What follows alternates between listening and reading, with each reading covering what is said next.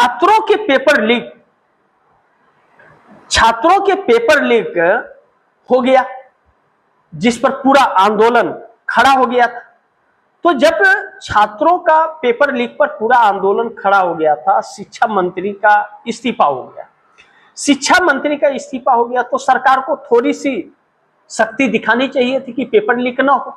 अब तो सीधे प्रधानमंत्री इसके कटघरे में खड़ा हो जाएंगे।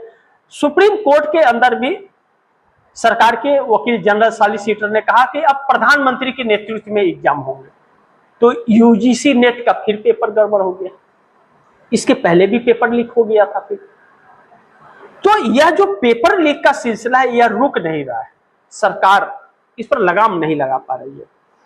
और एक आंकड़ा सोशल मीडिया पर तैर रहा है और वह आंकड़े सही है, मैंने भी उस आंकड़े के बारे में अपने कार्यक्रम में कई बार जिक्र में पहले जब पेपर लीक हुआ था तो मैं किया था। वह आंकड़े है कि बच्चों ने सिर्फ फॉर्म फिलअप के तौर पर जो पैसे जमा किए फॉर्म फिलअप करने के लिए, उससे सरकार ने एक साल में 3,568,000 करोड़ रुपया 3,568,000 करोड़ रुपया कमाए हैं और पेपर हुआ ही नहीं। सोचिए, 3,568,000 करोड़ रुपया इस सरकार ने बच्चों से फॉर्म फिलअप के नाम पर ले लिए और पेपर हुआ ही नहीं, पेपर लीक हो गया। तो सरकार ने तो कमा लिए, बच्चे ठंठर गोपाला। तो बच्चे गुस्सा ना हो तो क्या इनकी आरती उतारेंगे? तो अब बच्चे नाराज है। तो अब यूजीसी नेट के खिलाफ भी, मोदी के खिलाफ पूरे देश में जेन जी और जेन अल्फा उतर गया। अभी यह सारी चीजें चल ही रही है, तब तक राजस्थान सरकार ने भारतीय जनता पार्टी के एक शेड्यूल ड्राफ्ट जारी कर दिया कि कोई भी बच्चा स्कूल का बाथरूम, छत, पंखा, खराब रोड, बेंच, टेबल, चेयर, इसको लेकर के कोई तस्वीर नहीं खींचेगा, कुछ भी हो जाए। और चाहे मिड डे जो खाने मिलते हैं उस सब का कोई कुछ फोटो नहीं खींचेगा और किसी को भी उसमें स्कूल में जाने की इजाजत नहीं है। यह फरमान आखिर क्यों कर्नाटक में कांग्रेस की सरकार ने जारी किया है सीसीटीवी कैमरे की कोई भी परिवार जिसका बच्चा स्कूल में आ रहा है या कोई भी मिड डे में क्या खाना बन रहा है, कैसे बन रहा है, क्या खा रहे हैं बच्चे, कब खा रहे हैं, कैसे खा रहे हैं, वह सीसीटीवी कैमरे के जरिए देख सकता है घर में बैठे मोबाइल पर।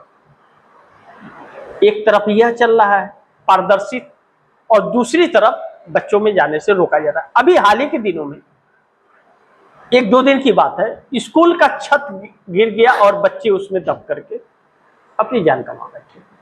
अब सरकार कितना छिपाएगी और जितना छिपाने की कोशिश कर रही है उतना ही उल्टा पड़ रहा है। अब वह जेन अल्फा सड़कों पर आकर के बारिश के अंदर सड़क पर बैठ करके इस सरकार के खिलाफ है।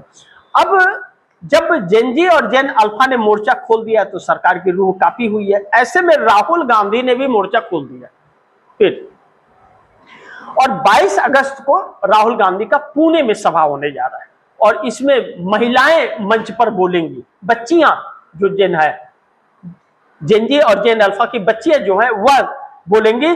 और ऐसे में राहुल गांधी ने मोर्चा खोलते ही जो भाजपा का पोल पट्टी खोला है, भाजपा के लिए एक ऐसा संकट उत्पन्न हो गया कि भाजपा ने इसकी कल्पना तो नहीं की थी कभी। लेकिन एक बड़ी महत्वपूर्ण है कि भाजपा और एनडीए में हलचल तेज हो गई है जैसे जैसे आंदोलन बढ़ रहा है और जितना उग्र हो रहा है यह आंदोलन, क्योंकि वह बच्चे हैं, जेल ले जाना, बच्चे जेल जाने के लिए तैयार है। लेकिन इस सरकार के अंदर हिम्मत है क्या कि उन छोटे बच्चों को जेल में डाल देगी, या जेनजी को हिम्मत है जेल में डालने का? पूरे देश का जेनजी जेल में जाने के लिए तैयार है। तकरीबन 60 करोड़ की आबादी है, या 60 करोड़ की है। मोदी सरकार के अंदर साहस, कलेजा है, इतना दम कि डाल दे जेल में। उसके परिवार के लोग भी उसके साथ खड़े हैं। इस सरकार की रूह कांपी हुई है, हकीकत यह है। लेकिन अब ऐसे गठबंधन को क्या कहे, या तो यशवंत सिन्हा इसको अच्छा संज्ञा देते हैं, कहते हैं कि सब चोर इकट्ठे हो गए अब। लेकिन एनडीए गठबंधन में अब अपने अपने अस्तित्व को लेकर के हलचल मची हुई है, क्योंकि सारी पोल पट्टी तो खुल गई है। 12 सालों में मोदी ने कुछ किया तो नहीं, और 15 अगस्त को उल्टा दिमागी नक्सल। सोचिए कि यह कौन है।